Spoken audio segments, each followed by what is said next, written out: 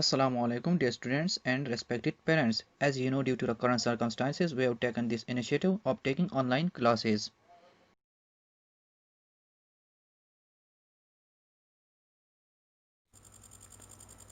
Head to tail rule.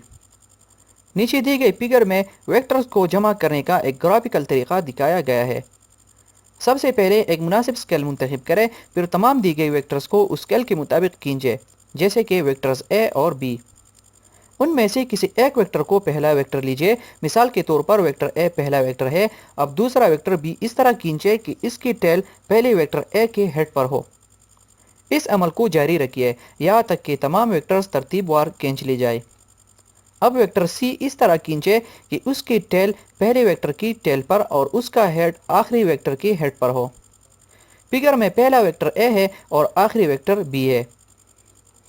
अब vector A की tell को वेक्टर बी के हेड से मिलाने वाली लाइन खींचे। ये लाइन वेक्टर सी को जाहिर करेगी। यहाँ पर वेक्टर सी वेक्टर्स ए और बी दोनों की रिजल्टेंट फोर्स को जाहिर करता है।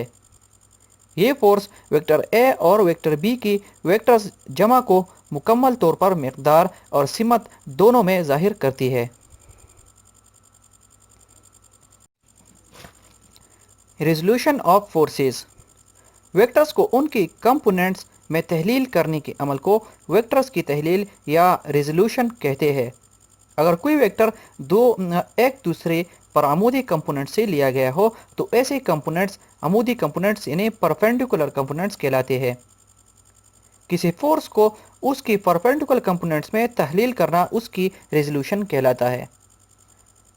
फ़र्ज़ कीजिए एक्स एक्सिस के साथ जाविया यानी एंगल बनाने वाली लाइन ओ ए किसी फोर्स F को जाहिर करती है, जैसा कि फिगर 4.7 में दिखाया गया है। पॉइंट ए सी एक्स एक्सिस पर ए बी अमूद खींचिए यानी परपेंडिकुलर लाइन खींचिए। हेड टू टेल रूल के मुताबिक O A vectors O B और बी ए का रिजल्टेंट है।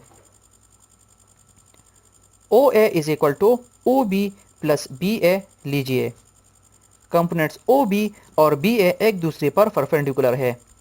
ये ओ ए की परपेंडिकुलर कंपोनेंट्स कहलाते हैं। क्योंकि ओ ए वेक्टर एफ को जाहिर करता है, इसलिए ओ बी इसके एक्स कंपोनेंट्स यानी एफ एक्स को दिखाता है और बी ए इसके वाई कंपोनेंट एफ वाई को जाहिर करता है। इस लिहाज से फिगर 4.1 को इस तरह लिखा जाता है कि F is equal to F X plus F Y. X और वाई कंपोनेंट्स की मकदार ट्रिग्नोमेट्रिक निस्बतों से मालूम की जा सकती है, जैसा कि F X divide by F is equal to O B divide by O A is equal to cos theta. F X is equal to F cos theta. इसी तरह F Y divide by F is equal to B A divide by O A is equal to sine theta. F Y is equal to F sine theta. अब equation 4.3 और 4.4 से perpendicular component बिलतरतीब F x और F Y मालूम की जा सकती है।